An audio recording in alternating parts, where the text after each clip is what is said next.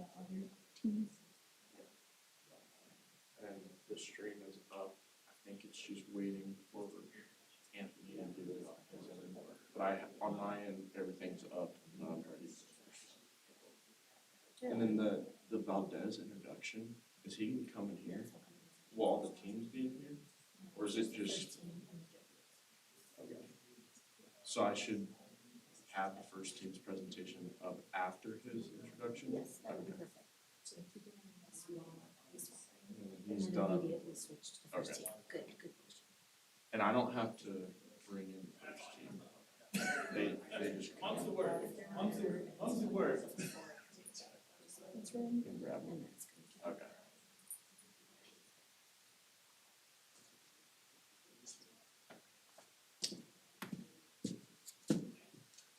I like it down here.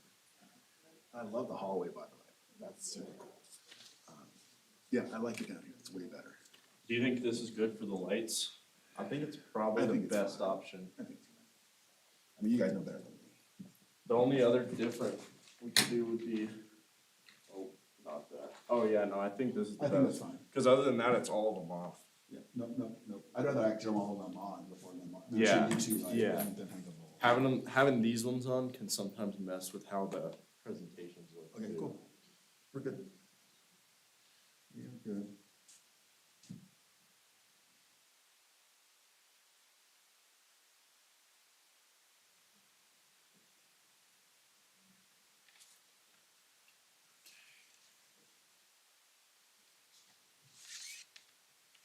You guys coming tonight? You guys coming tonight? You get to actually go to the gala or you have to work? I don't know. The event class? Yeah. Did you RSVP for tonight? I did. Okay, good, because you get to sit down, good. Oh, okay, great. I mean, I assume so. Because you're here this morning, right? Because you're doing stuff this morning, right?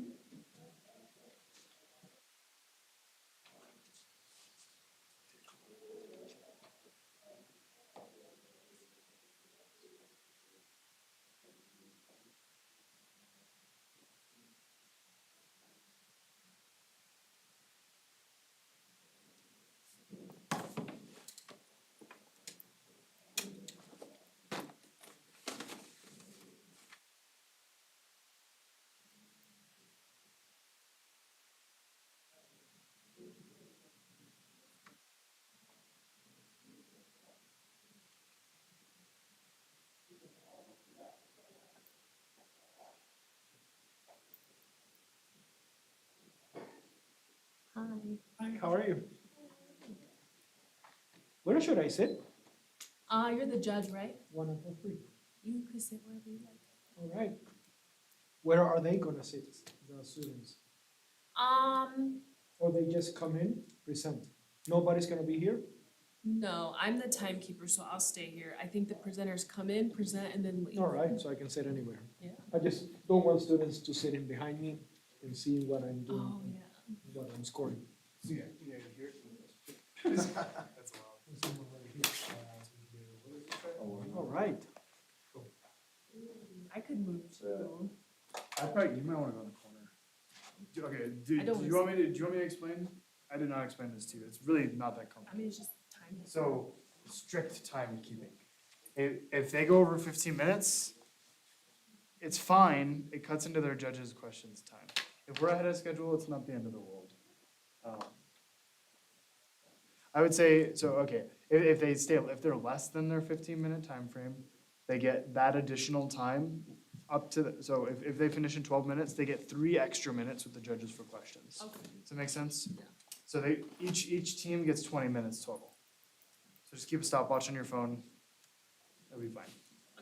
And the first team needs to be in here for the introduction.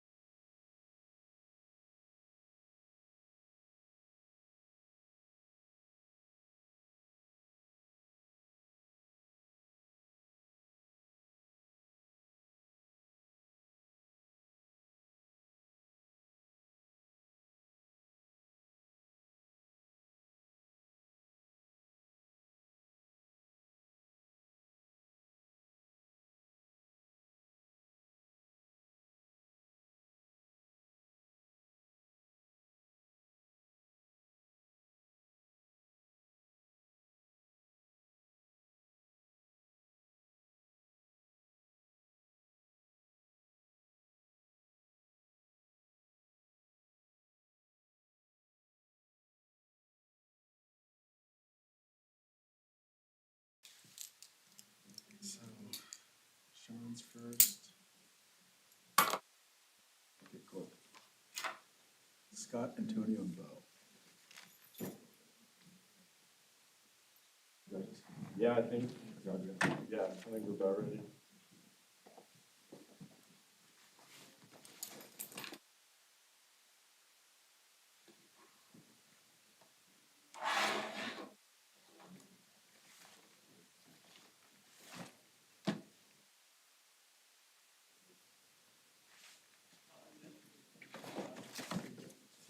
All right, I'm here. Yes. All right, thanks. I don't know if this back row or. In the middle's good, or wherever you guys Middle want. is fine. It's good. I think, are both screens gonna be on? So this, Okay. perfect. I'm going one back to it, right? I don't see as good as I used to. I should go the other way around. I gotta go forward. So that I don't have to, put my glasses on. Yeah, I prefer.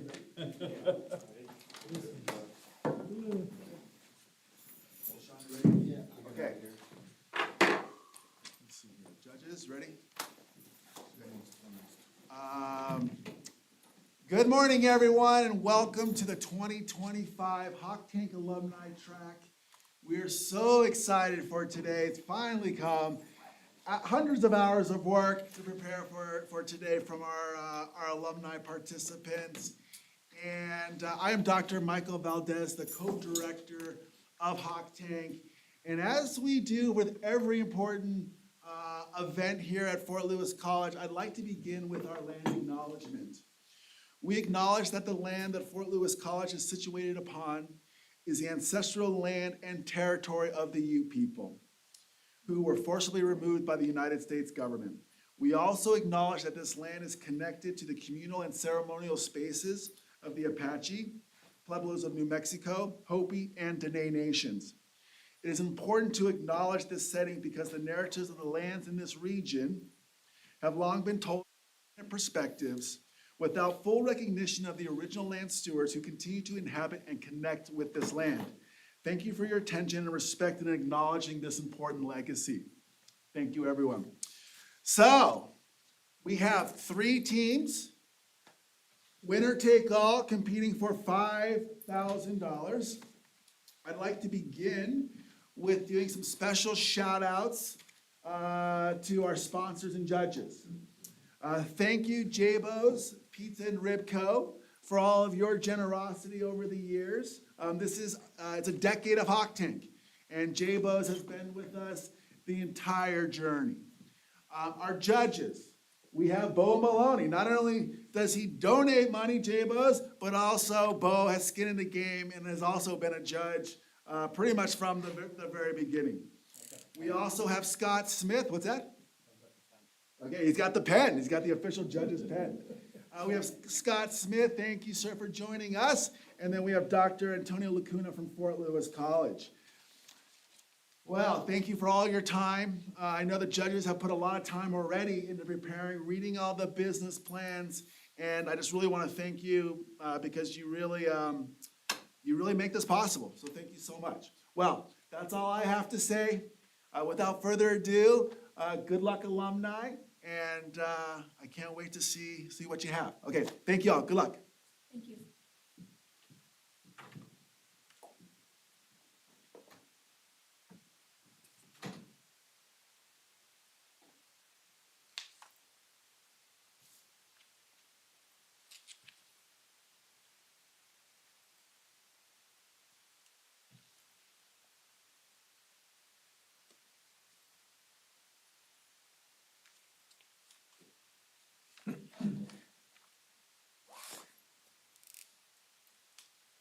Okay, now for our first presentation, we have Uncharted Lines LLC.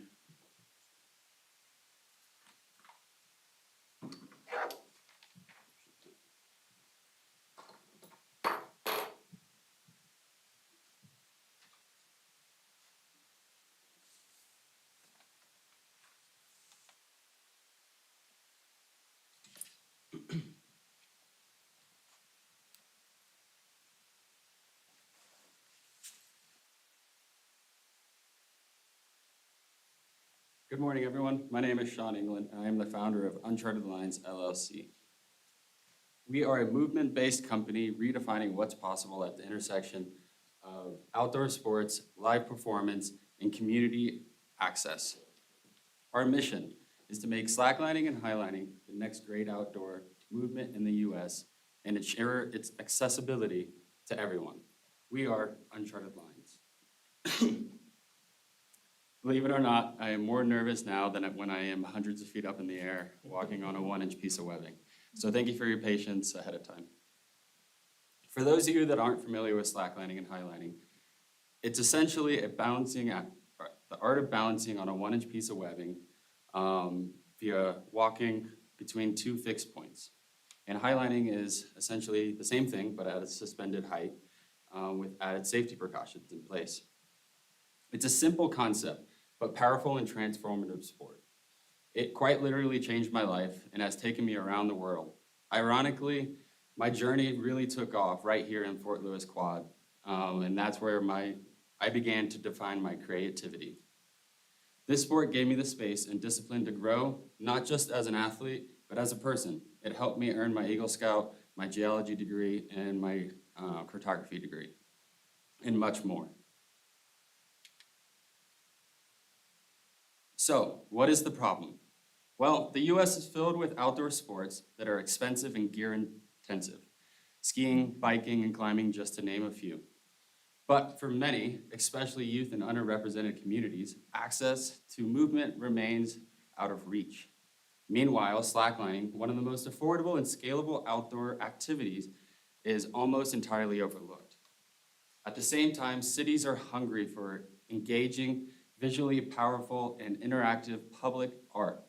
Yet few outdoor sports can take the center stage in urban events, in urban environments. Slacklining and especially urban highlining can.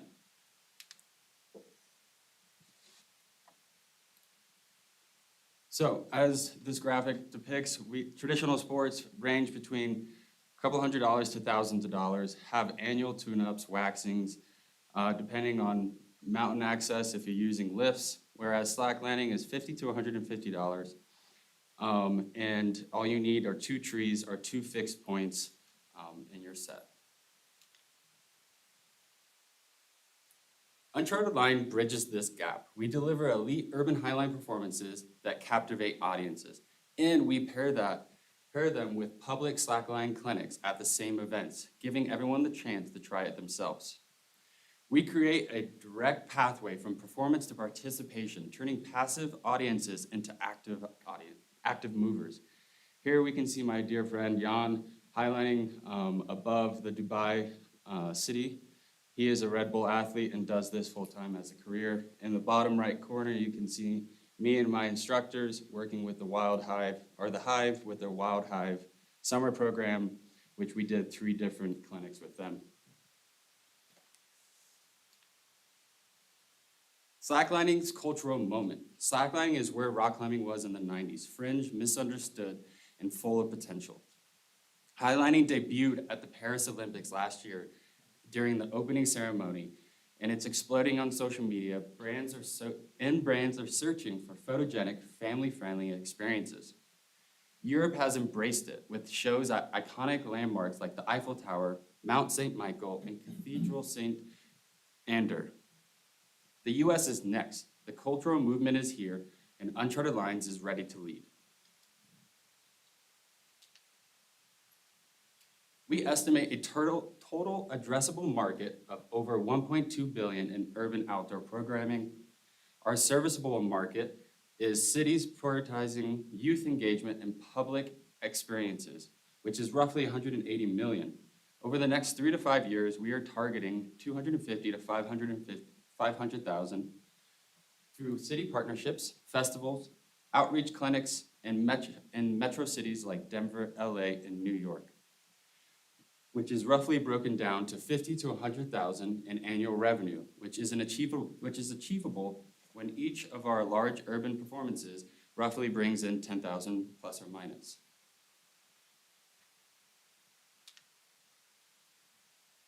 Our revenue model rests on 3 pillars. 45% urban highline performances for cities, festivals, and branded activations, 30% instructions and rigging services, 25% community events and grants. We prize flexibility, ranging from corporate activations to subsidized community work, and we are certified, insured, and scalable. Our other services we offer include guided highline experiences for people that are looking for the next step, and rigging and safety consulting for competitions and commercial setups, and custom collaborations with production companies and PR firms in the outdoor and film industries, all of which we are actively doing at this very moment and have done.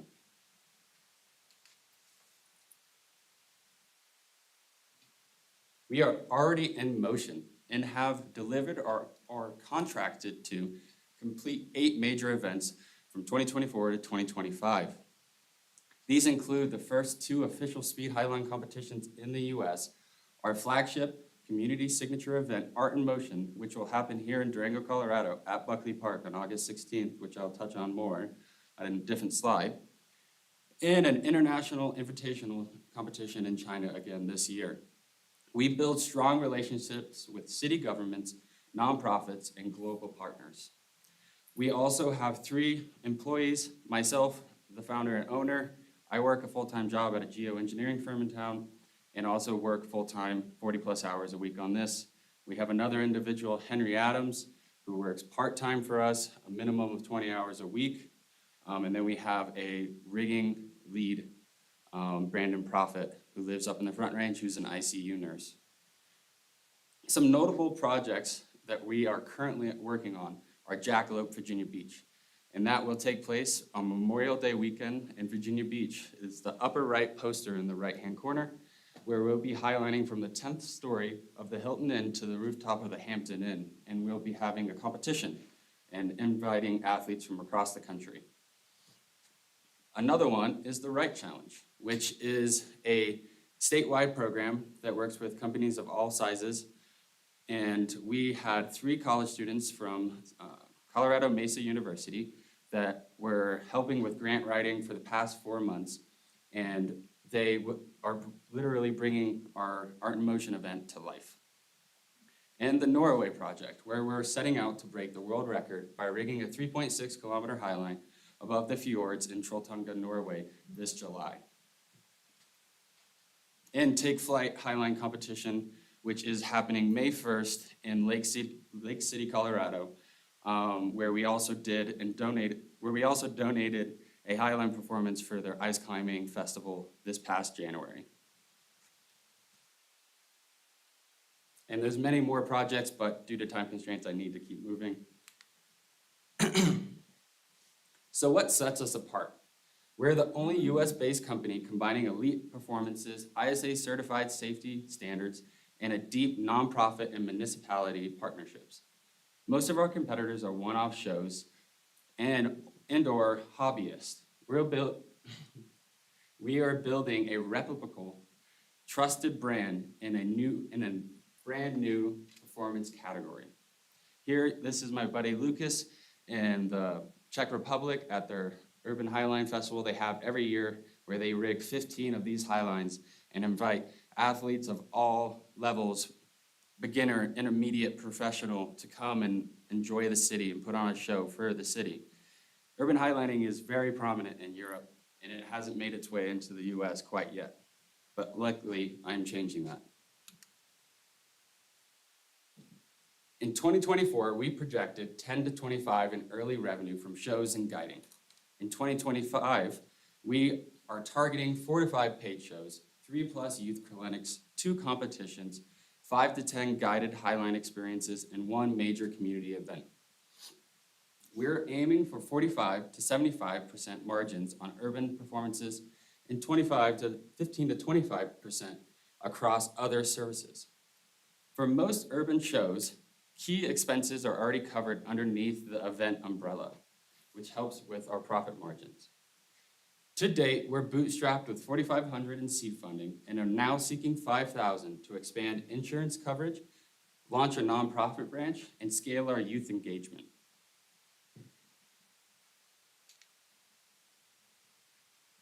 By 2028, we aim to host annual urban highline competitions, scale our nonprofit programming nationwide, bring accessible slacklining to the youth across the US. Our long-term goal, national visibility at major cultural events like 2026 World Cup here in North America, the 2028 Summer Olympics in Los Angeles. We're not walking lines, we're walking the line between imagination and action. Movement is for everyone, and access starts with community. Our flagship event, Art in Motion, is a free, family-friendly experience combining clinics, local nonprofit organizations, outreach, and organizations, and partnerships with 4 small businesses. We're even planning a tentative highline performance at that same event. And with the help of our college students, we're bringing this truly to life. Partners include Big Brothers Big Sisters, Lifeways, The Hive, The Sweaty Buddha, The Right Challenge, just to name a few. Together, we're reaching those who need it most. So, the origins of Uncharted Lines started really after 5 years of flying. I unfortunately sustained a near life-ending flying accident while recreating. That moment, just over a year ago, shifted my perspective entirely. I realized the most meaningful part of movement wasn't performance or personal records, it was access. That realization drives everything we do at Uncharted Lines today. I spent the last decade walking highlines across the world, setting national, world records, pursuing sponsorships, collaborating with global associations, organizing highline gatherings with friends, and capturing all of these journeys on film and making documentaries. But now it is time to change the gears, to elevate the sport on a new stage. Everyone's first question, though, is about risk, which is totally understandable. But that is, I always mention, that's UL's biggest priority. We have many safeguards in place, including, but not limited to, site-specific engineering assessments, custom liability policies, and strict gear tracking and safety protocols. We take risk management seriously because safety is what earns the trust of cities, sponsors, and families. If I have time, I'll come back for the videos, but yeah, that's a 2.1 kilometer, a 1.1 solar eclipse in 2023, Alpine Highline in British Columbia.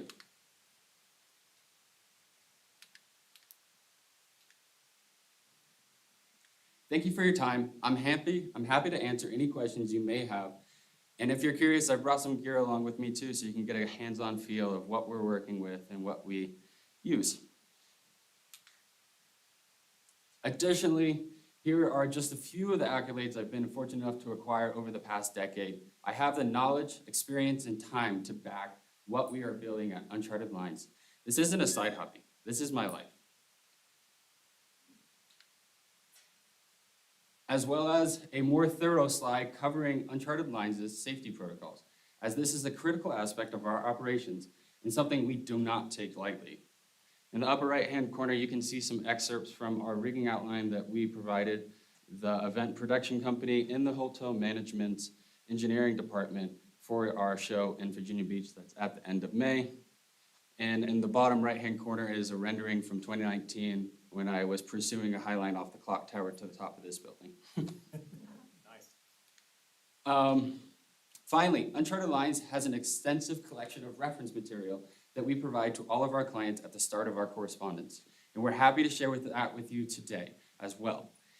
And it also provides some great urban highlighting reference material on the outer edges that some friends have done. Moscow, downtown Moscow in the upper left, Cathedral Mount St. Ander in the bottom left, Cathedral Notre Dame in the upper right, and the Eiffel Tower that has been done twice, 2016 and 2019.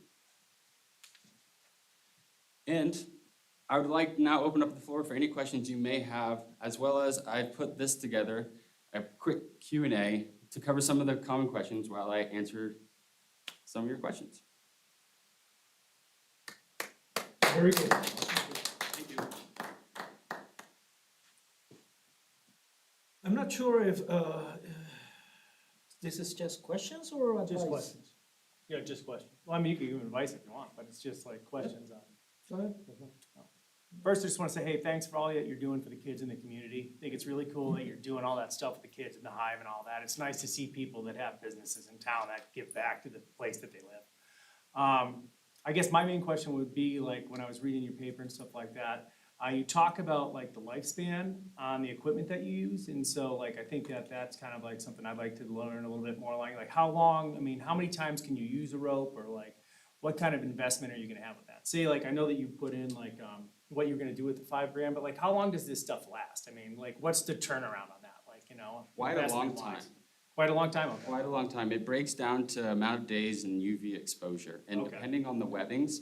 Yeah. So this webbing, this is a nylon, Yeah. this is a polyester, this is a high-tech with a Dyneema core and a polyester sheath. Yeah.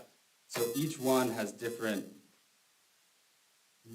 time spans that it can be used in UV exposure. Okay. And then we also, after a certain period, I usually go 3/4 through that recommended Yeah. time span that the ISA, the International Slackline Association, is the global body that helps with every aspect of the sport. Okay. I have he's brake tested by a buddy that owns a company. Okay, okay. How are you tracking, excuse me, how are you tracking the lifespan for each of those pieces? Is there? Spreadsheet. And So then you've got them like all.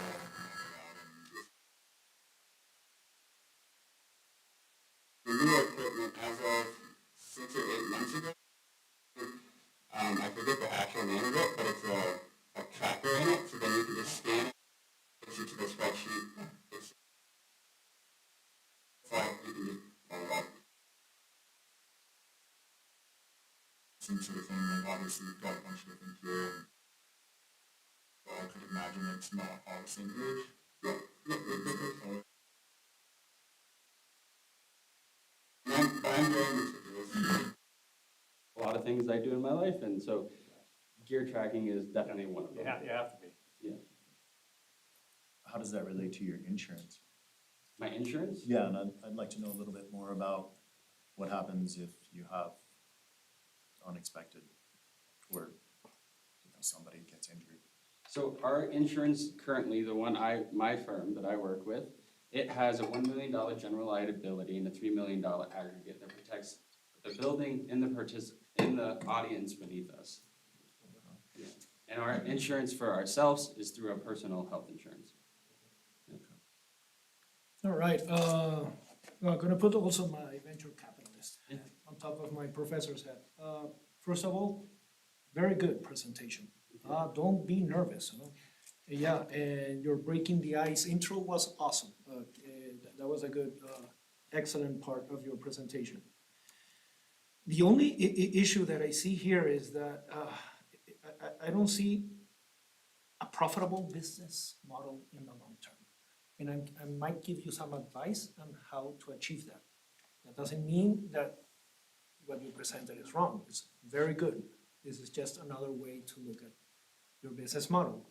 The problem, I'm not sure that your problem is well stated, saying that outdoor sports are expensive. I take my 5 kids hiking, and that's 10 times less expensive than going to McDonald's. So it's not necessarily a good way to introduce your business model. I think the main problem here are the sponsors. It's very hard to get sponsors. So how are you gonna get that? That's the problem that I see here in the profit part of it. My advice to you would be to partner up with somebody in the business community and give out some educational hands-on, they call it whatever, retreats for companies, and you can get some money there. Yep, corporate activations. Yes. Is what we call it, yeah. Yeah, but linked to somehow an activity that you learn from a business perspective. I've done this many times through Lego, for instance, Lego Play. There are some people that use Lego for business activities, or any consulting firm can help you with this. Maybe turning this great idea, your greatest strength is you seem to be among the first and the best here in the United States. So use that, but you have to tap into the business world. That's the only way you're gonna get money out of this, I think, bro. And to touch on that real quickly, and I appreciate your advice and input, we do work with the SBDC downtown, and I do have mentorships from different people that have already succeeded in this world. And I would, not to be rude, but I would disagree that it's not profitable. I have friends that make a living and have a career out of it in Europe. You can make a living, yes, yes. But at the you same- want to grow. Yeah. But that's why I work at a geoengineering firm. The hope is that I can do this full-time, Yes. but really the goal is to provide an outlet for other kids, to have a place where they can express themselves, and do that through urban shows. I think that's our goal also. We don't want you to work where you're working, we want you to work where you're the best in the world at doing this. Alright, So, guys, thanks. we are out of All right. time. Thank you, I Thank you very appreciate much. it. I appreciate it, man. Thank you. You have a good day.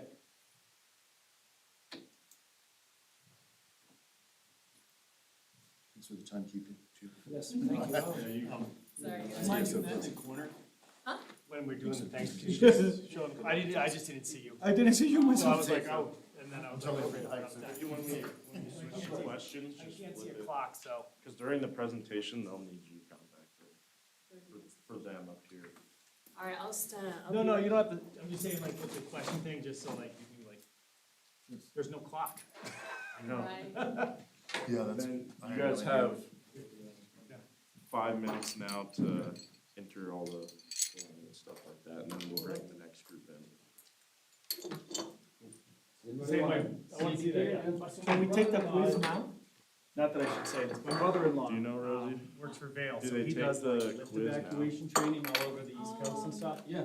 From like. All I have East on my Coast, end like, is it to the just says Mississippi and judges stuff. He was enter just in scores. Black Coast doing like, I have it here also. learning how to do like, Transfer what I have outdoor here. ex, I can ask like for you real quick. excavation, No, like no, and stuff like it's only that. So he 7 goes questions. around and trains everybody, but he's a huge, huge rope guy. Oh, sweet. So it's crazy, cause he goes to Petzl, cause he does, his other gig is that he does like, confined space, like rescues. Okay. Like when shit goes wrong in mines and stuff Yeah, like yeah. that, like he works with the dude that they send in and they like get people out and stuff like that, That's so. cool. He's got like huge, he goes to Petzl like once a year and stuff like that, but that's why I was asking you about like the time frame with it, cause I'm like, Greg, what do you got? He's got like bags of like gear, cause like every ski area has to have a certain kit and stuff Yeah, like and you that, gotta so. make it grab and go. so you Yeah, don't yeah, have to, exactly, like- so it's like he's always traveling, he's like, they lost all my Petzl stuff, I'm like, and I mean, it's thousands of dollars and stuff, Oh, yeah. but he loves ropes, Yeah. it's a super cool thing, but Thank you. I'm glad you're doing it with the kids in You take town, the that's, quiz. that's cool to see. Yeah, because slacklining, the beginner entry Yeah. level of highlining Yeah. is, it's so cheap and like anyone can do it by themselves. When did you graduate? I graduated in 2020 Okay. and it took me 6.5 years. 'Cause I Yeah. have learning disabilities, but Took me 10, so, you know. But no, I think I've seen you've set up around the campus and stuff like that. yeah, My yeah. wife teaches in the business department and stuff like that, so I've seen like the lines like set up around campus and stuff like that. I didn't know about the one at the She's tower, the- did they let you No, do I, it? no, They so never redid I, it? COVID, We'll look for the COVID other- happened. Yeah, I know. Yeah, but we've done other ones around town, Yeah. like Twin Buttes, Smelters, Yeah, okay. X Rock. What's Yeah. that? So like- Jeremy. Is it all on your website though? Yeah, Like, it's on the you do it and website. stuff like that? You Yeah. should hit them up to do it again.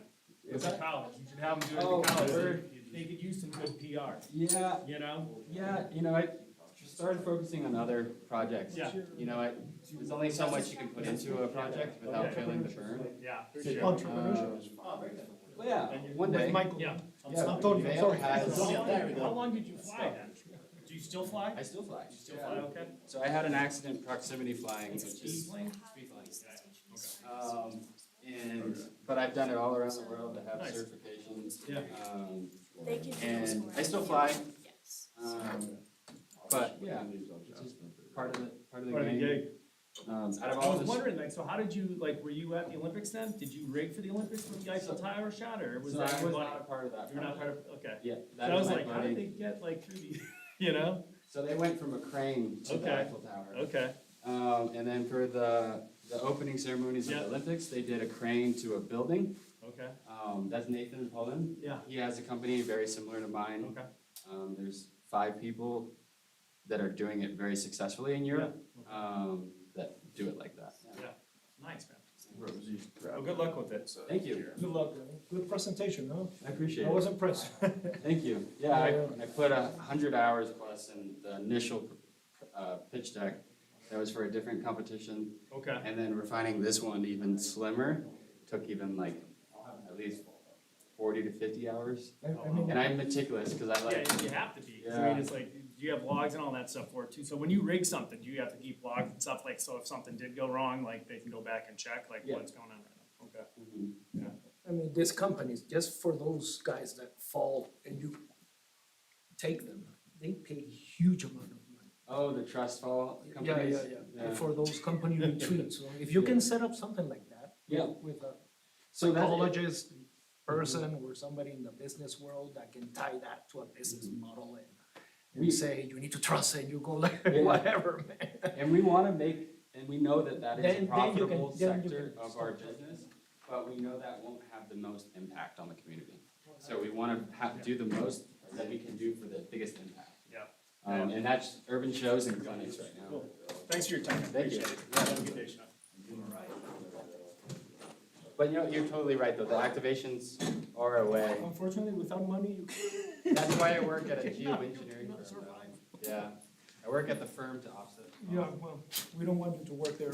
Okay, All right, cool. thank you. Thank you, sir. I appreciate all your input.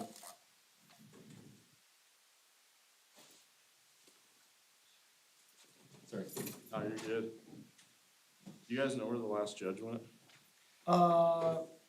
Get out like really Look like quickly, you have no might idea run. why. Looked like you might have run to the restroom. Probably, yeah. We can just wait a minute. He's fast, he'll be back.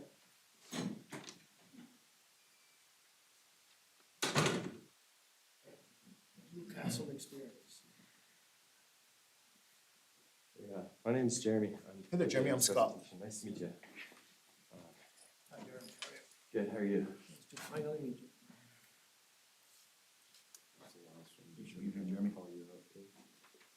Thanks for being here. Oh. Are you the only one from your team? I am, yeah, All right. yeah. Thank you for the opportunity and for having me. I'm a Fort Lewis graduate from 93. Cool. Self-employed photographer. Awesome. I did a little bit of research on the judges. I saw some of your photos. Ah, cool. They look Yeah. amazing. Thank you. I need to do a little updating on my marketing stuff. Thanks, buddy. Thank you.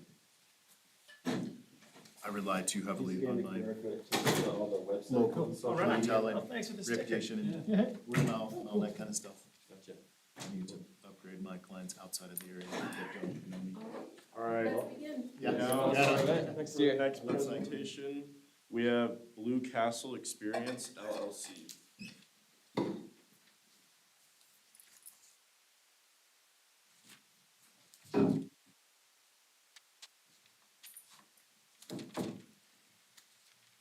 All right, good morning. My name is Jeremy Schmidt and my business is called Blue Castle Experiences LLC. And we put on freeride mountain biking events. Our mission is to revolutionize the sport of freeride by opening it up to anybody who wants to be involved using an open registration format. Now,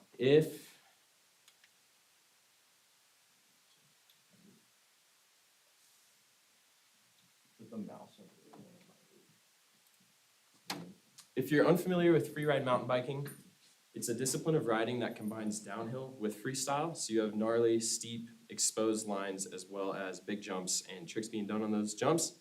And it heavily emphasizes creativity, self-expression, and pushing oneself, which is why so many people love it.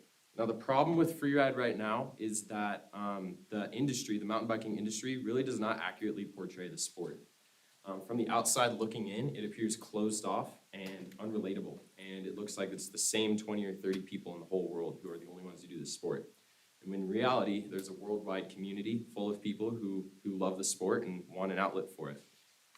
For too long, the big freeride events have been closed off and invite only, and once again, it's the same 30 people going to every event. There's Red Bull Rampage, the Fest Series, Natural Selection Tour, X Games Real Mountain Biking, countless others, and it's the same group of people every time, every year at all these events. And you also have some small local jams, but these lack the quality of riding as well as the media exposure that those big events have, but they have a more natural atmosphere. So that is where we come in. And I'd like to take just a moment to tie Blue Castle to our other LLC called In the Hills. It's the same 4 people doing it. In the Hills was made first in order to show the sport in our own way. So we make videos and produce clothing. And we made Blue Castle Experiences to completely focus on the event side of things. We combine that authentic grassroots feel of the small events with the world-class competition and media coverage of those big events. And we provide up-and-coming talent a pathway to a career in a sport, provide sponsors with a real connection to the freeride community. And once again, we do this through that open registration format. This brings me to our flagship event. This is called the Green River Classic. This happens every year in Green River, Utah at the end of October. While we do have some smaller events, such as In the Hills Week at Milepost 35 and Speed and Steez at Woodward Park City, some video premieres here and there, this one is by far the most successful, and this is the model that we want to replicate and scale moving forwards. So it includes everybody from first-time freeriders to seasoned professionals who compete at Red Bull Rampage, people like DJ Brandt, Ethan Nell, Dylan Stark, Robin Gooms, and Talis Turk. And all those people have actually come to our event. And Robin Gooms is arguably the best female freeride athlete in the world. She won Red Bull Rampage last year. It's a weekend-long campout that features live music, In the Hills movie premieres, that world-class riding that I discussed. It's an unmatched festival atmosphere. So everybody's just out there hanging out with their friends, having a good time and riding the jumps. It's a jam format for the competition, meaning that we have a bunch of jumps that we've built before the event starts, and we take the whole weekend going to each one, and everybody rides together as a group. Whoever did the best on all the jumps at the end of the weekend is crowned the king and queen of the mountain and takes home prize money. And this event started out as a small unofficial campout from Fort Lewis College cycling team students, actually. It's like 10 to 20 people each year after the Fort Lewis team season ended. We'd go out into this area and camp and just ride together and have a good time. And then In the Hills got involved somewhere around 2019, 2020. We started making videos, we started selling clothing here. And this brings us to 2023, where the rogue kind of unofficial event came to a head. We had an estimated 250 to 300 people out there camping who just kind of showed up after we posted about it on Instagram and YouTube and all this stuff. We had movie premieres, we had some live music, we had a little bit of prize money to give away and some help from sponsors. And a little funny story is I woke up on, I think it was like a Saturday morning that year for the event. Everybody's hanging out in the camp, getting ready to start riding for the day. And we look up and there's 4 planes flying super low overhead, just over the campsite. They did a couple laps and we're all like, yeah, woo, like they're hyped on the event. This is awesome. And well, I'm driving home back to Durango after the event ends that Sunday, and I'm thinking like, there's no way we can keep doing this without permits. Like this was crazy. Like we did not think this many people was gonna show up. So I do some research, and as it turns out, we can't be doing this without permits. There's the possibility of big fines or like even jail time. And as it turns out, those 4 planes that were flying overhead was the Bureau of Land Management taking photos of the event as evidence or whatever. Yeah. But they ended up reaching out to us for 2024 and said we had to get permits and outline like the consequences if we didn't make it happen. And for 2024, we were able to make that happen. It took a lot of work. It was about 6 months of planning, environmental surveys, archaeological surveys, making a solid operating plan with the BLM. But we were able to do it. And our only goals that year was to make the event happen, give people a good time, and to keep the BLM happy so we could do it in the future. So I'm defining the Green River Classic 2024 as our minimally viable product. We were able to do both of those things, and we were able to break even as a business. The business owners, we each got to take home a few $100s for our time. We'd like to increase that in the future, but the business itself broke dead even with a $38,000 budget. We sold out of 300 tickets in 3 days. We were able to give away $7 grand in prize money. And let's see.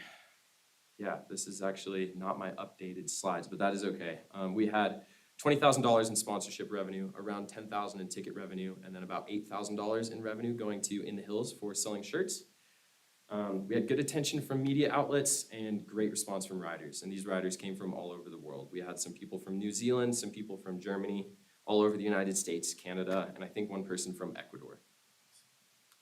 So what makes us special? What is our competitive edge? Well, I've touched on it before, but the reason that people are willing to travel from all these places to come to our events is the combination of that world-class riding with the authentic, inclusive, and fun atmosphere. It's truly just show up and ride with your friends. A lot of these Rampage competitors, they have no desire to win the prize. They just want to come and ride with like-minded people and have a good weekend camping in the desert. So that is pretty special in the world of mountain biking. Also, our competitors do not prioritize what the riders want, while we do.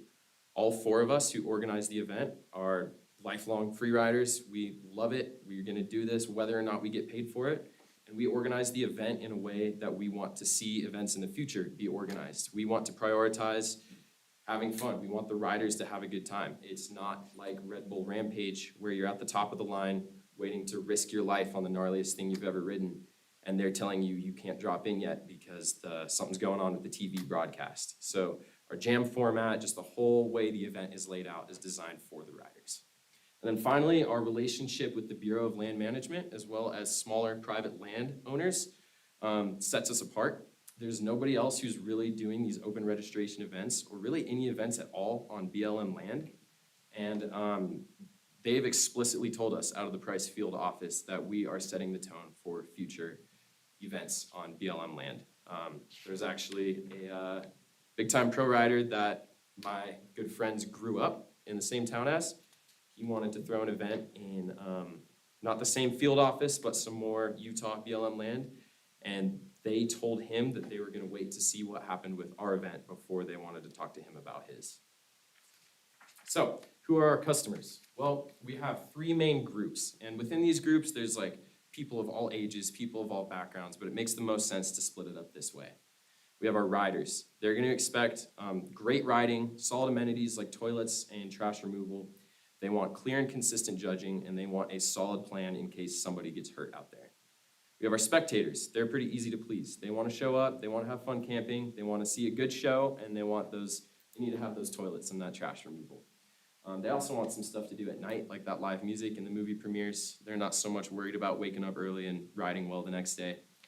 And then finally, our sponsors. I count them as a customer because we have to go out and get sponsors for the event, and that is by far where most of the revenue comes from. And they expect a professional working relationship. It is like a business relationship through and through. And they also expect to get their money's worth. They are paying us to align their brand with the event. So if we do not put up E686 flags over here, or we miss the YT logo on the jumps, sponsors are gonna be unhappy and they're not going to wanna be involved next year.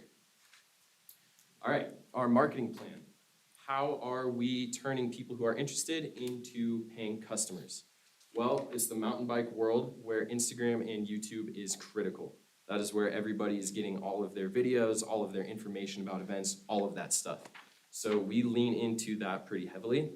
Posting high quality pictures and videos of the event and just of riding in general is very important. And the nice thing about having both these brands and having In the Hills focusing on free ride videos is that the events are synonymous with In the Hills. So the bigger In the Hills gets, the more people are gonna find out about the events and vice versa. Third, having those big names like Dylan Stark at our events helps us out a ton. You get them excited about the event and it practically markets itself. So Dylan Stark, for example, he has 126,000 subscribers on YouTube and 174 followers on Instagram, 174,000, excuse me.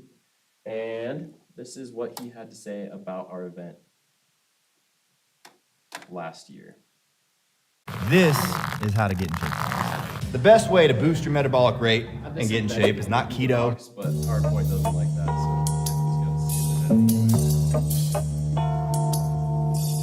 it. Simple me up, but sickest time ever. Shout out to the In the Hills gang for putting on such a cool event. They do this every year. Every year it's getting bigger. This is the first year. They had to get permits and everything. Can't wait to come back next year. If you missed out this year, make sure you come back next year. Sign up early and make it out here. It's one of the sickest free ride events in the world, and I don't think there's anything else like this. And we had. So having a big name like that at our event and posting that on his own channels is huge for us. Finally, I want to mention the sponsors one more time because that's a little bit different. We're going to target them directly over email. So we're going to find some brands that align with our values, and we're gonna put together a pitch for them that outlines why the event is awesome, why they should be a part of it, and exactly what they get in return for their money. And then we'll send that over, and hopefully that leads to some negotiations and a contract. All right, this is a couple more examples of the event kind of marketing itself. Once you get to a certain point and people are excited about it, it ends up in some mountain biking publications. So this first quote here, that is from bikemag.com, and I know y'all can read, so I'm just gonna point out the part of it that I think is important. The format is designed to push riders to learn and improve their skills, and the GRC is setting a new tone for freeride events in the future. Second quote is also from Dylan Stark, but this was posted on pinkbike.com on the homepage. And Pink Bike is by far the biggest mountain bike publication there is out there. Everybody who mountain bikes knows what Pink Bike is. And he said, this is the best mountain bike event, or this is the mountain bike event of all events. Everyone is welcome, no invite needed. He also points on saying it was everything I wanted in an event. And then finally, another Bike Mag quote, but this was from 2023. The Green River Classic brings the grassroots vibe to Southern Utah when Rampage seems to be taking the event in a corporate direction. I think this is a great development. All right, this is a snapshot of the In the Hills YouTube channel. We've got almost 74,000 views in the past year with consistent growth across the views, the watch time, as well as the subscribers. All of those spikes occur whenever we post a new video, and these can include fun projects as well as like event recaps, stuff like that. Our Instagram has 23,321 followers, and we've gotten 882,000 views in the past 90 days on that platform. Future plans. This is my progress milestones section. Number one, we want to hit $72,000 in revenue for 2025. And this is something that we can hit, assuming that we hit all of our goals for this year. So that assumes that we sell out of all of our tickets. That assumes we get all of the sponsor money that we are planning on. We've already got $25,000 in sponsor money locked down for this year. And I'm not planning to have much issues selling tickets. We've got a lot of international interest. And last year we were capped by the BLM. It wasn't the amount of people who wanted to come that set it at 300. It was a regulation. We want to have 3 food vendors and 4 bands coming to play live this year as well. Number 2, we want to have 3 big annual events by 2027, adding 1 in 2026, another in 2027. Just planning on taking that GRC model, scaling it, and replicating it so we can hopefully start to pay ourselves for doing this full time. Number 3, and this is actually, I want to have this done in 2026, but I want to get a Red Bull TV media partnership, and if we're able to get our event broadcast on Red Bull TV, it will be huge for our value to sponsors and to riders alike. The amount of money we'll be able to get in sponsor revenue will go through the roof. And then finally, our 10-year plan includes buying our own land once we can get financially stable enough to do this. And on this land, we'll be able to fully focus on building some of the best freeride jumps and features in the country. We want to have people come to pay and ride our spot, pay to train there, pay to have summer camp there, and we'll obviously be holding events there as well. All right, since I have a couple more, time's up. All right. Open it up to questions. Do you guys have any? Well, thanks for your time, man. Appreciate it. I guess my first question for you is, so you've kind of got like an underground grassroots community vibe going on.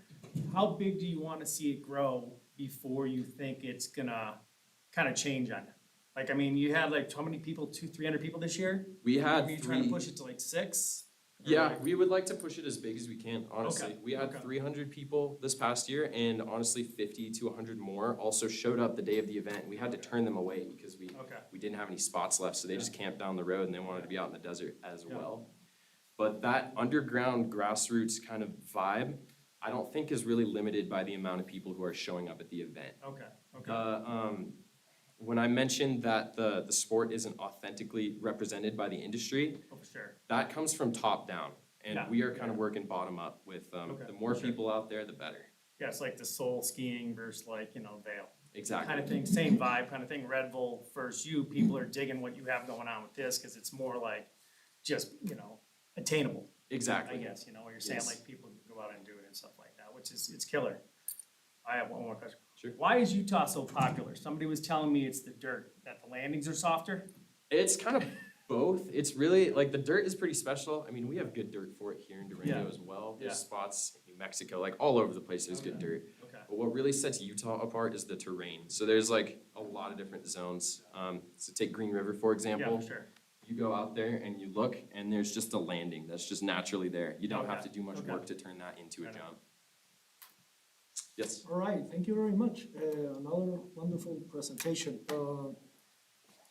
I'm not gonna spend too much time right now praising, because she's gonna scream at me eventually. And just maybe give you a little bit of advice also. Sure. On some of the questions that I have that you also answered to his comment. Event organizers are great business, so yes, good for you. The team seems excellent. There's effectuator, there are bricalures, and there's calcators. You guys seem to know what you're doing, and it's a great mix. And the sponsors in this industry, they have deep pockets, so that's the key. I know you sleep and you wake up thinking of sponsors. Right now, you only have one. You need more than one. You have YT Industry as a big sponsor. The other are small. Correct. Be careful with that. You need more than one always. You're also gonna double the general admissions ticket price. Be careful with that, because this is, like you just mentioned, Vail, Seoul.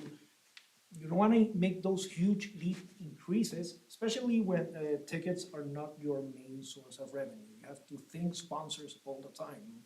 And there's where I'm going to give you my advice. I'm in the Board of Durango visit here. We just paid a lot of money, I'm not gonna say how much, to an event, just for them coming here, because that means hotel rooms for us, that means a bunch of business for restaurants. Why don't you do this instead of in the middle of the desert, near a city, where you can get public funds just for doing this, for bringing people into the town? You just mentioned Durango had some great dirt. And I'm sure you can get city funds and public funds just for organizing an event near Durango, which is good for us, and good for you as well. I think my time's up. I have a bunch of more things, but when I see you in person, I'll tell you. I don't wanna cut him off, but I got a couple questions. Are you limited in spectator numbers? So something actually changed from the first revision of the business plan that I had turned in. In between then and now, through conversations with the BLM, those spectator tickets turned into day use tickets. So that's actually, people are gonna be able to ride on those tickets now. And that's like a very recent development, like less than a week. But we are limited in those numbers. So That's what I figured, as far as just the general impact, it doesn't really matter whether or not they're riding or not. You can have, 300 riders, but you can have 3,000 out there spectating. That's a pretty major impact definitely. environmentally, just for an example there. And is in return, to the land, is there any reclamation plans, or I would imagine you're going out and building those jumps. Are you guys, factoring anything for reclamation? No, and I'd actually like to speak on that first question as well, real quick. So the BLM is mostly concerned about the size of the campsite. They're not worried about people staying in a hotel in Green River and coming out to watch the event or ride. Am I allowed? Okay. You can finish the Thank you. man.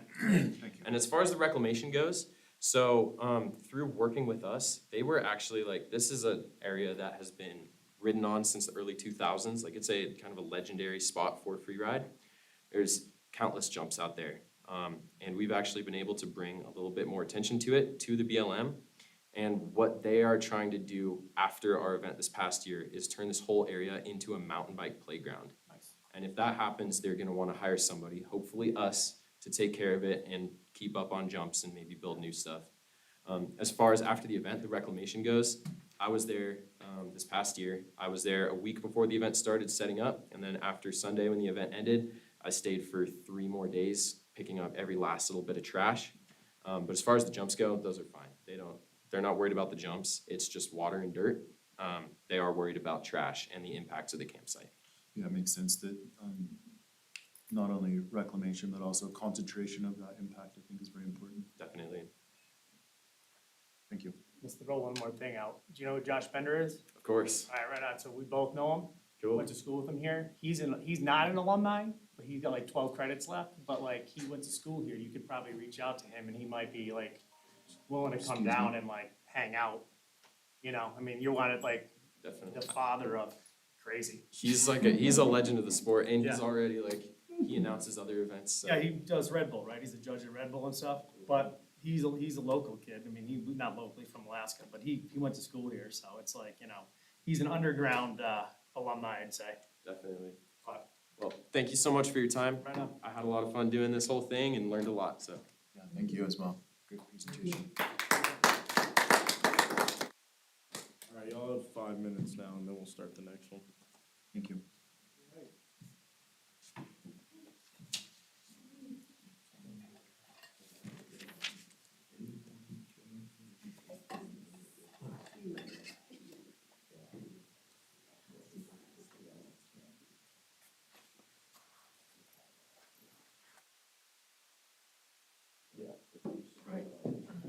Down there.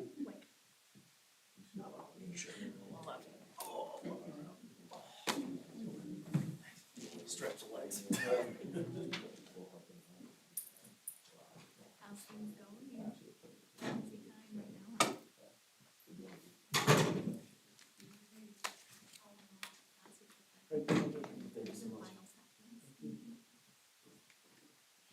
Will you let me know when the 5 minutes is up? They're what? Use the restroom. Yeah, that way? This way? That way. You're gonna go to the end, You going so up to the straight down and then right. I came down. How's the weather there? You just We've let got me know more when snow, but the judge is like 5 minutes is up. I mean, maybe forecasting. it is up now. Well, no, like since he got up. They're wet, Because but they're not. they said that packed. ours is the shortest one, so they're gonna be in here for the presentations. Yeah, Flagstaff got a lot. Did they? 11:30. So the time, we're not, for ours, we're not in like a make time, like you just wouldn't be until. So in like, I don't know, 3 or 4 minutes, just let me know, and once they're all back, I'll call her. And we'll do that one.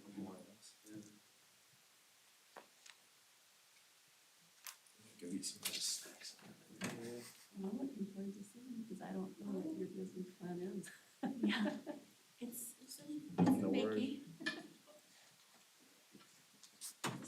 Yep, exactly. I'll, once the judges come back and stuff, I'll.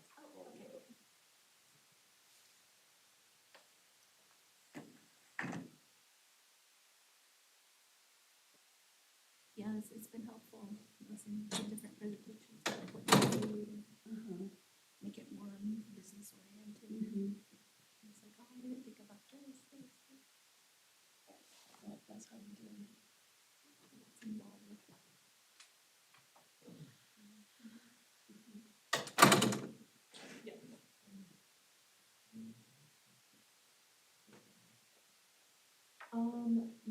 He sent the link to Jessica. Where are you from originally? Oh, this one? Minnesota? She said she'd try, but she's up in Flat Falls. I can hear the accent. Yeah, we're gonna wait till the judges come back. Once they get in here. Yeah. I grew up She's the overseas. last Yeah, I did, I one. was part of the town And too. then this past when's the week. break? Tune in, NIL travel there. For this? It's more for like Family the spring Swedish. college. Well, that's why you have this. Spring board, yeah, spring board. This passion. Yeah, oh yeah. She was here, she. Like I can hear the Once accent. she's done, we'll just tell them that all the judges Then I heard and of participants about can it hang the out. next day. It's smart to and team then- up with cities and have them come out. That's what like the event chapter. we're 11. doing. That's what they do. So they have Five, the yeah, city that's of good. Virginia It Beach was like pay them to come in the shoulder season. Years of For like. all. And then that Yeah, for brings all the 50,000 participants plus that people to the Graduated city. from That like is, last free year money. all the way to 50 years. And it goes right back. It goes right back. into- Interest, whatever. Share our experiences. And it goes back into the economy.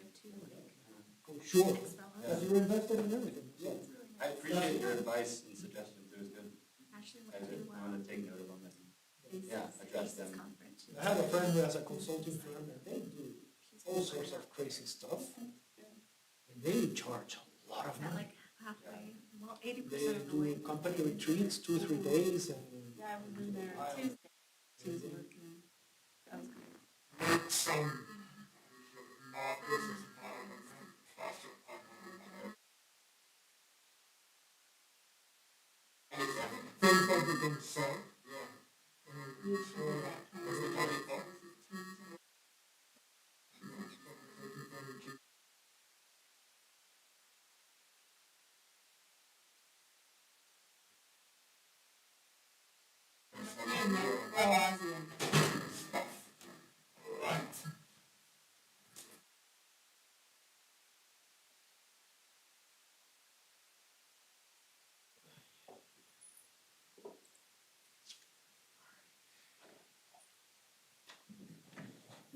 Alrighty, now for our last presentation, we have Navajo Nation Solar Energy.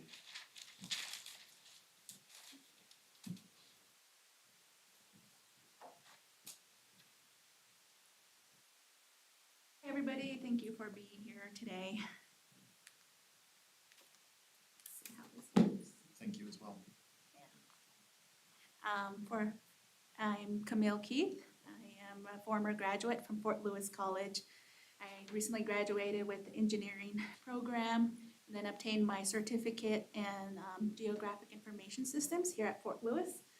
And during my undergraduate studies, I really became passionate about solar energy and was involved with different internship opportunities, and I'm currently the solar fellow here on campus.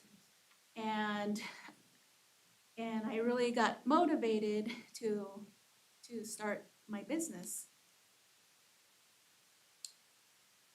Really got inspired to start my business and decided to join the Hawk Tank competition and upstart the Navajo Nation Solar Energy.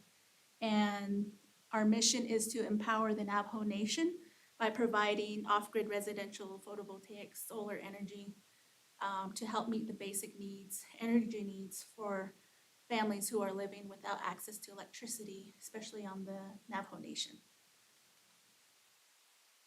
And so to begin, a little bit more background about the Navajo Nation for if you're not familiar. The Navajo Nation is considered the largest federally recognized tribe. It spans into more of the southwest region of Utah, Arizona, and New Mexico. And according to the census data, there's about 423,000 enrolled tribal members. And Navajo Nation is considered a sovereign nation. We have our own government, and it's broken up into 5 different agencies, as you can see.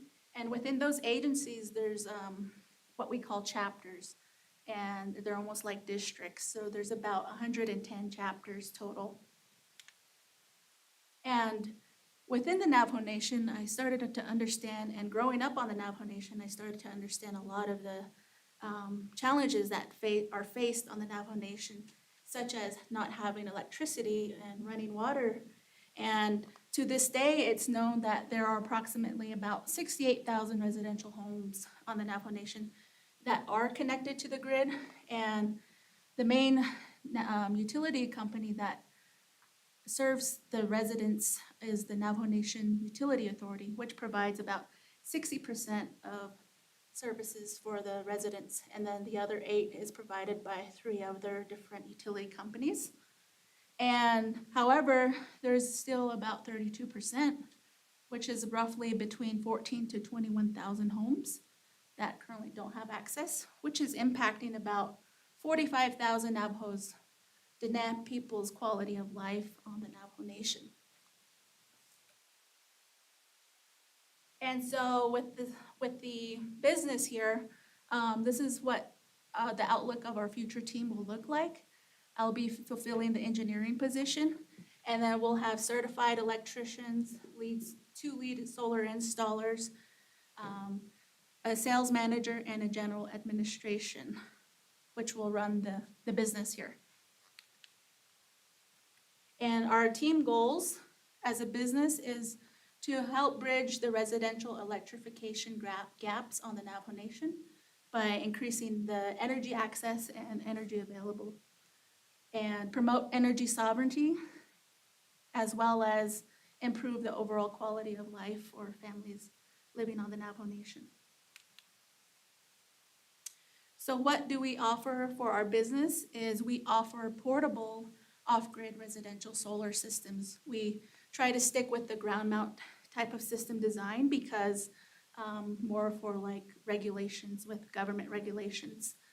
And we want the system to be scalable to meet the basic energy needs for customers. Customers usually they have different energy needs, different household sizes. So we provide 3 different system sizes ranging from 5, 10, and 15 kilowatts. And our systems are going to be robust. We want to use the highest quality type of equipment so it can endure the harsh weather conditions on the Navajo Nation.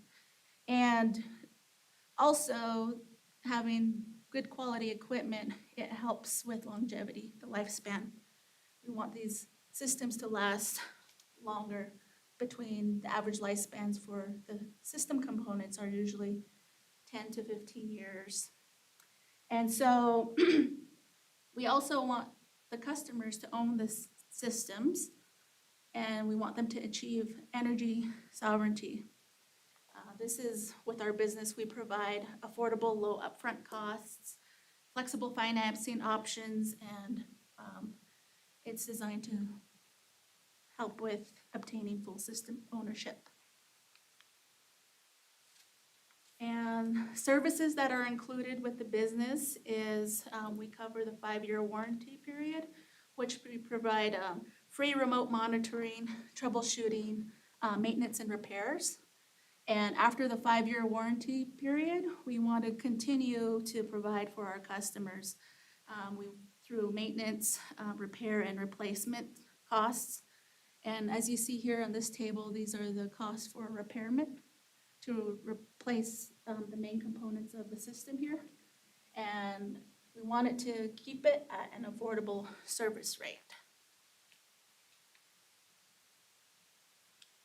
So we understand as a business that the Navajo Nation is in high demand for electricity, and our potential customers, that we want to increase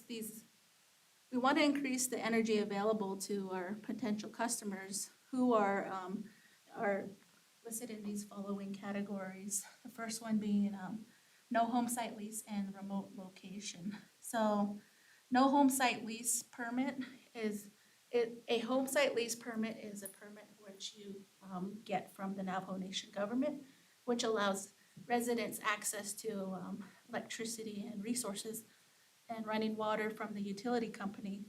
If you don't have a home site lease permit, you're not able to get connected to the grid or have running water to your home as well. And so, and also remote locations, there's not much development happening in remote locations. Also, second one is no home site lease and non-remote locations. They could still have no home site lease and live close to the grid, but if you're still living close to the grid, you're still prevented from getting connected because of you don't have a permit. And yes, home site lease and remote area, but still no access to electricity. This one falls into this category because you can't have a home site lease but living in a remote area, it's going to take many years for the customer to get electricity. And so last but not least, yes, home site lease and non-remote area, but still no access to electricity. This could fall under like other different factors why they're not getting connected to the main utility line. And also, we could see potential growth in the solar market within the next 20 years.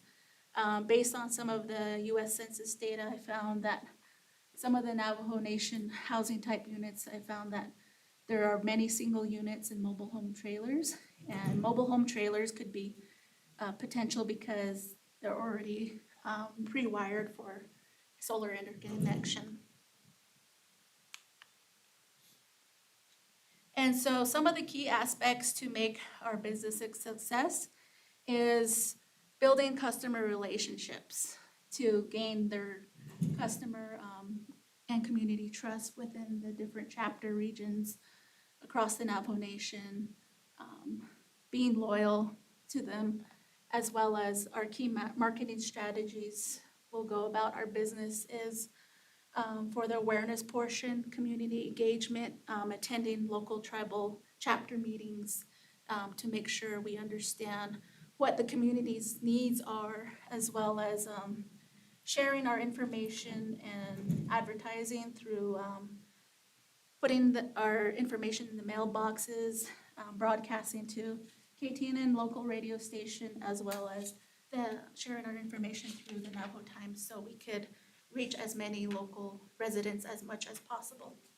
And evaluation is very key too, as well as like such as tribal approval, obtaining tribal approval, getting like a signed resolution from each chapter, making sure our business is not interfering, as well as like not just going in there as a business and making profit and coming back out. And so these are also our purchasing will be done more online. And since we're working with more of remote locations, we want to have like we want to use face-to-face type of purchasing as well as direct type of delivery. And for post-sales, we cover the 5-year annual maintenance warranty. We provide technical support and remote monitoring. And so as a business, our primary competitors are Native Renewables. It's an indigenous-led organization who serves the majority of Navajo and Hopi families.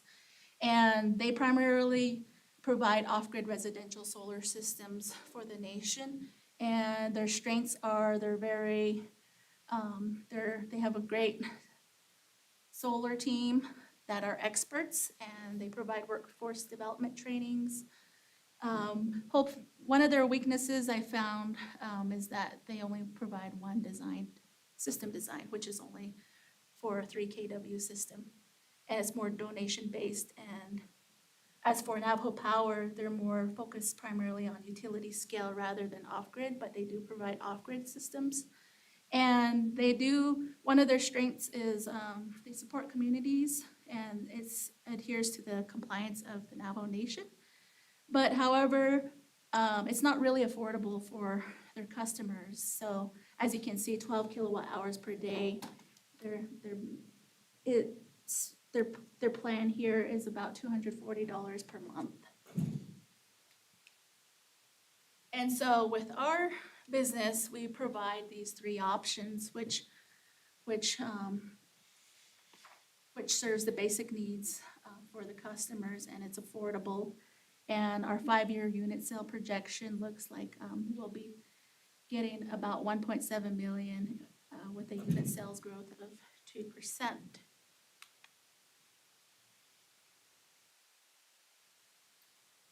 And our key resources, our business model is really highly dependent on sales and installations. So to ensure like this is a successful business, we need to stay on track with our financial 5-year plan projection, which involves to meet these installation and sales here. And our cost structure for our debt capital estimate is in order to break even with equal cash flow, we need about $302,516. And here is a outlook of our 5-year milestone projection, upstarting our business now to obtaining for the first year, mainly establishing customer relationship and tribal relation, as well as our first sales. The second and third year will increase our sales and installations, as well as analyzing our performance of how we can make our business grow and better, and also hitting our revenue goals as well. And I'd like to say thank you all. Now open it up for questions. All right.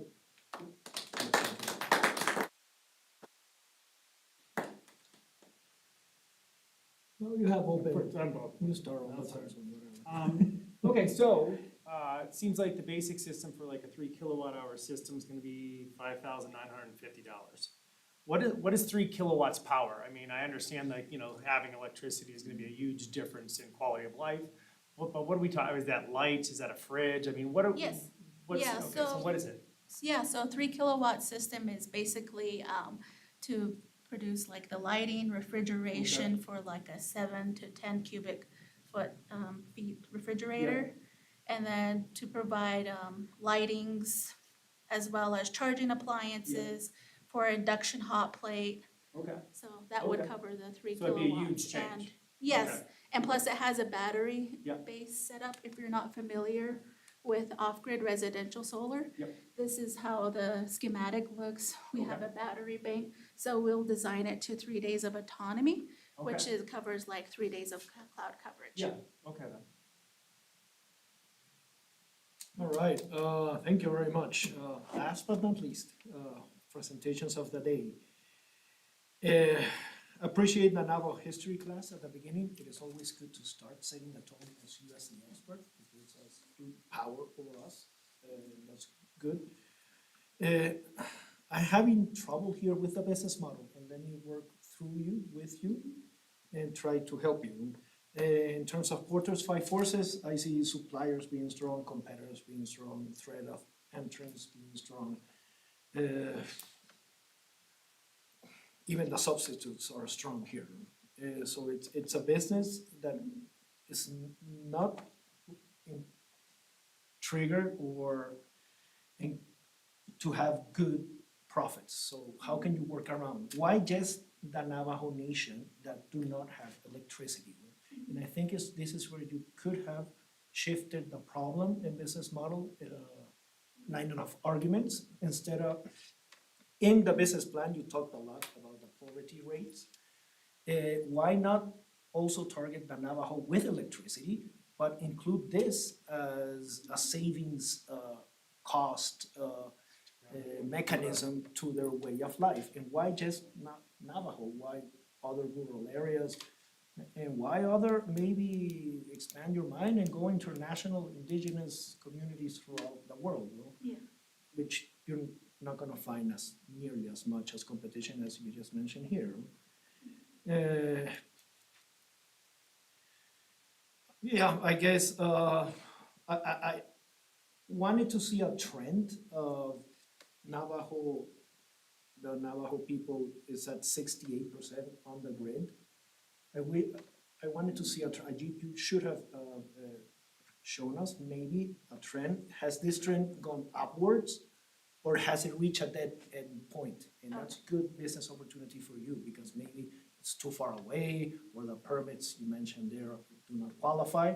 Maybe the Navajo Nation will not, people with grid, in the grid, will not grow exponentially from 68 to 100. It will stagnate somewhere. So that trend could have been very interesting. And yeah, my recommendation is target cost savings and use the poverty data you showed on your business plan to back up that argument. And just put an example. If somebody on the grid, if you sell this solar energy backup or extra, they could save this amount and do this exercise, and that would be good for us to understand and your business a little more. I did love your business. Is you can get money here also from the public funds, and you have to just apply. Knocking on the door doesn't mean to getting in, but you have to look for money everywhere, and you will see people willing to give you money for this business. Great. Thank you. Thanks for all the feedback. I was thinking something similar to just kind of follow up on what his last thought there was, is there any sort of buy-in or support from the tribal government? You know, getting funding straight to get you started, just your initial, and it seemed like within your first year, you're needing to come up with like basically $300,000 plus little. And you know, where's that initial startup money coming from, as well as is there any money coming from the tribal government? And you know, getting their support, I would imagine. I'm not sure those other two competitors there that you mentioned, that are the Navajo Power and the other indigenous-led company, are those you know, how you can replicate what they're doing as well as going above and beyond what they're offering is what I'm thinking. Yeah, I know that the Native Renewables gets a lot of grant funding from the Department of Energy. So I could see that being a part of like bringing in funding for our business. Yeah, I think that'd be crucial for you. And then as well as working with chapters is key, because understanding the chapters, then they have pockets of money set aside for different grants. Are there certain areas on the tribe that have better like, success rates for solar? Like, you know, like the different areas you're saying, is there like one, I'm not sure, one area that like in the reservation that would have a better success rate? Cause you were mentioning weather with it, like that weather is deteriorates the panels or something, I'm assuming is what's going on? Is there a place that it would be better to start like a cell to like try it here to see, like to have a success with it, to be able to move it to different areas? Maybe, Well, with the VAP Solar Initiative, we Yeah. have been working with a particular chapter okay, to understand our design and Yeah. see if it meets the basic needs for the customer or for the residents. Yeah. And then also more of the engineering design to Okay. see if it's, so did you have you built any systems yet then? we have, You yes. have, okay, Yeah, cool, like on the first page of Yeah. the presentation, okay, that was actually our first design oh, really, okay, that Awesome. we installed on the Navajo Nation. nice, nice, and what size is the system? It's The like 3 kilowatt, 5 kilowatt? kilowatt, 3 kilowatts? kilowatts 3 system. kilowatts, okay. That's good. We always want to hear people that already started. Yeah. We could have started with that also. that And was you good. put some pictures of Yeah. the actual. Okay. That's cool that you've already done it, that's the thing, Yeah. so you're already successful in the fact that you've built the system and that it's in place, which is cool, Yes, and which is cool currently to know. we've built 13 systems Have you really? so far. Oh, Awesome, nice. good Wow. deal, that's great, That's that's great. great information. Lewis huh? College Village Aid Project Solar Initiative. Really? And Dr. Laurie Williams is helping co-lead the initiative. Right on, that's awesome. Yeah, it's crucial. Maybe you info can there. get some solar panels up here somewhere, Yeah, too, I mean, we could probably hit the fort up for that, I'm surprised they don't have any more. thank you. Thank you very much, appreciate it. As well. We do gotta wrap it up. Participants, you guys can hang out in the participant room. And then the judges, you guys can hang out in here or in your judge's room if you wanna discuss or whatever. Thank you. Thank you.